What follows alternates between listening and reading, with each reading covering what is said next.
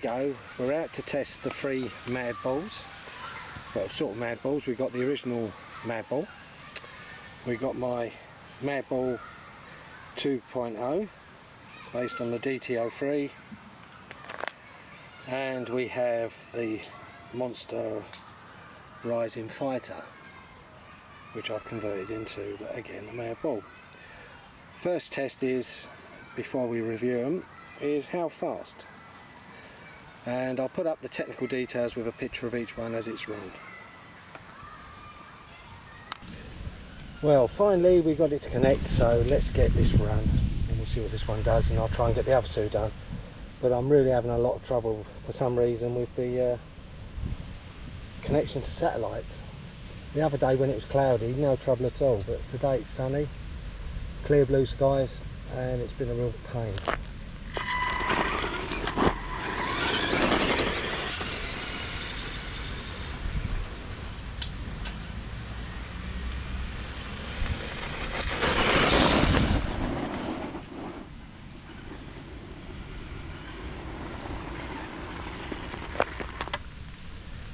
Right, that's pretty impressive. 18.8, 17.3. Here we go for a speed run.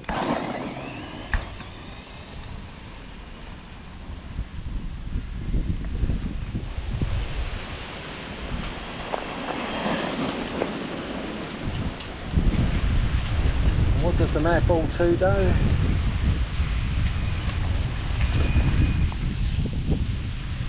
Oh, 19.6. Now, considering that has got a 20-turn motor, it is slow, so I think I'm going to put the 17-turn in this, and hope that's better. But I'll review the cars now, what the sort of differences are and everything like that. Now, the first review is of the original Madbull. This is really good, considering it's only got a 27-turn silver can, as it came with, and it managed 17.3. But that is with the 19-tooth pinion, I think it's got on this one I put in. There's room for more motor play on this one yet to come, but not at the moment.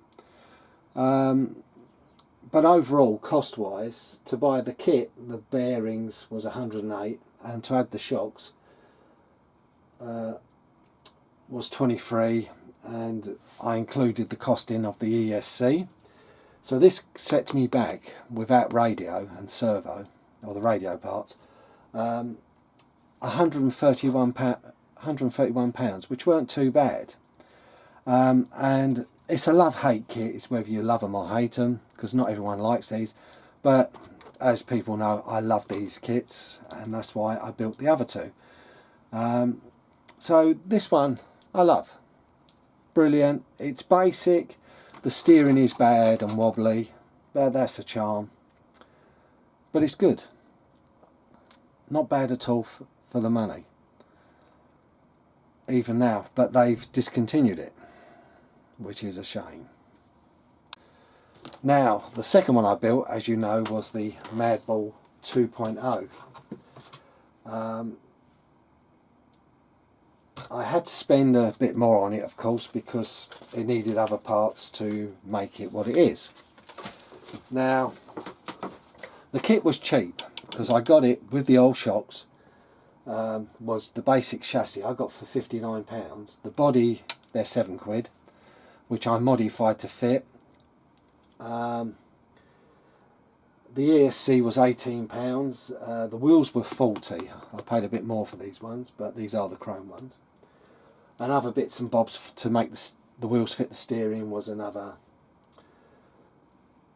£15. It is the fastest one at 19.6, but it's disappointing, I'm going to be truthful.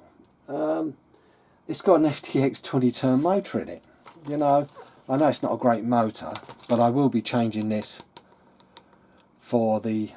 I've decided to try the 17 in it later on and see how good it is. Because speed-wise, I was expecting a bit more.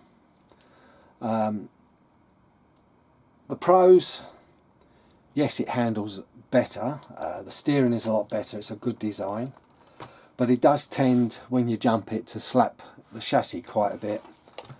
If you look underneath, you can see where the screws are worn, but overall not too bad. But because the suspension's designed for this, it works really well. So great car if you want to do this conversion. Probably easier if you brought the Aquashock kit and changed the wheels. A bit dearer, but you haven't got to sort about buying steering parts in the long run. That's only an opinion, but I wanted to see how cheap.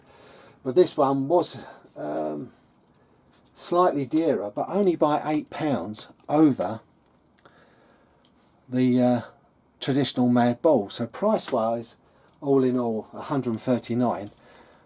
This wasn't bad at all, in my opinion. So to do this conversion for me, if I'd have got slightly cheaper tyres, it would have been really close in price wise. Admittedly, a bit more work because of cutting the body down to fit, but if you do it with this body, super cheap, because these bodies are £7. So you can afford to chop them down and muck around with them and take a chance that you might muck them up, but I didn't.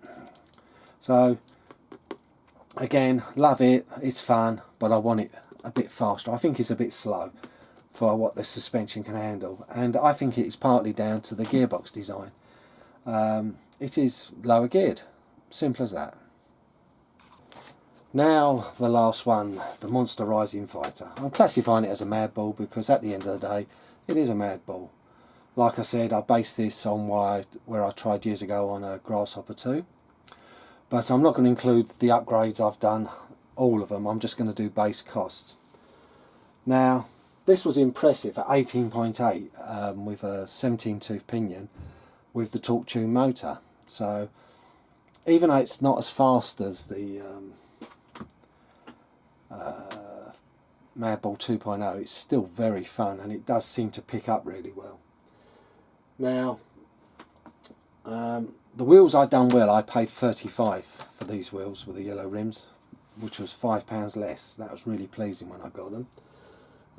But with the shocks and everything and all that, and the kit, bearings, ESC, this is the downside. It cost 158. So this worked out way more expensive than the other two Madbulls. But I had to make mounts to move the shocks to make it a bit better as well. So there is a lot of cons with this kit. You know, I've upgraded the steering and other stuff, so it's way ahead of the others. And for price and value, buy a Madbull, or if not, do the 2.0 version. I think it's better value for money. But this is quite quick. Like I said, I'm quite happy with the speed of this, even though it's slightly less, with just a torque tune motor. So that's my review of the three Madbulls. They're fun cars. You've got to be a fan of them, in my opinion. You've got to be a very big fan of a riding fighter to muck about with one of these, because